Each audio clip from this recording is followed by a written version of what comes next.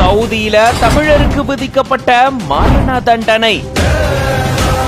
தன்னுடைய மகனை இந்தியாவுக்கு கொண்டு வர 16 ஆண்டுகளா தாய் மேற்கொள்ளும் பாச போராட்டம்.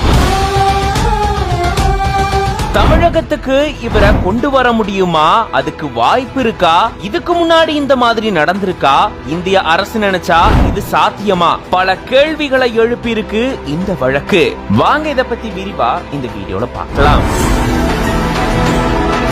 தமிழ்நாட்டை சேர்ந்தவர் பரதன். இவருக்கு இப்போ 49 வயதாகுது. கடந்த 2000ஆம் ஆண்டு சவுதியில ஒரு மருத்துவமனையில EEG டெக்னீஷியனா வேலை செய்யறதுக்காக போயிருந்திருக்காரு. அதே போல 2006ஆம் ஆண்டு கேரள மாநிலத்தை சேர்ந்த ஃபைசல் அப்படின்றவரும் பிசியோதெரபிஸ்டா அதே மருத்துவமனையில சேர்ந்திருக்காரு. இவங்களோட எல்தோஸ் வர்கீஸ் அப்படின்றவரும் சேர்ந்து தங்கியிருந்ததா கூறப்படுது. பரதனும் ஃபைசலும் நெருங்கி பழகிட்டு வந்ததா சொல்லப்படக்கூடிய நிலையில தான் இவங்களுக்கு இடையில பணம் கொடுத்தல் வாங்கல்ல பிரச்சனை ஏற்பட்டதுல ஃபைசல பரதன் கொலை செஞ்சிட்டதா கூறப்படுது. 2008ஆம் ஆண்டு ஜூன் மாதம் ஃபைசல் கொலை செய்யப்பட்டதா கூறப்படுது. ஜூலை 13 அன்னைக்கு பரதன் கைது செய்யப்படுறாரு. முதல்ல ஆயுள் தண்டனை விதிக்கப்பட்ட நிலையில ஃபைசல் குடும்பத்தார் தொடர்ந்த வழக்கின் காரணமா பரதனுக்கு மரண தண்டனை விதிக்கப்பட்டுச்சு.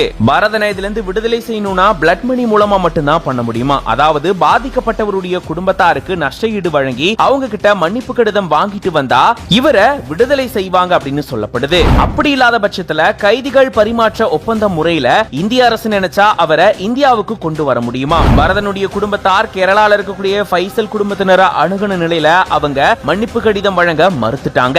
அதை தொடர்ந்துதான் பரதனுடைய தாயார் சரோஜா இது தொடர்பா சென்னை உயர்நீதிமன்றத்துல வழக்கு தொடர்ந்தாங்க. இந்த வழக்கு விசாரணையில இது தொடர்பா தூதரகம் தான் முடிவெடுக்கணும், அவங்கள அணுகுங்க அப்படின்னு நீதிமன்றம் தீர்ப்பு வழங்கிடுச்சு. இதுக்கு முன்னாடி இதே போல கன்னியாகுமரி மீனவர்கள் கொலை வழக்குல சிக்கின நிலையில அவங்க இந்த பிளட் மணி மூலமா விடுதலை செய்யப்பட்டு நாடு திரும்பினாங்க. கத்தார் நாட்டுல இந்திய முன்னாள் கப்பற்படை வீரர்கள் 8 பேர் கைது செய்யப்பட்டு மரண தண்டனை விதிக்கப்பட்ட நிலையில இந்திய அரசு அவங்கள மீட்டிங்க கொண்டு வந்தாங்க. அந்த மாதிரி தன்னுடைய மகனை மீட்டிங்க கொண்டு வாங்க 16 ஆண்டுகளா சிறையில இருக்கிறாரு அப்படின்னு சொல்லி பரதனுடைய தாயார் கண்ணீர் மல்க கோரிக்கை விடுக்கிறாங்க.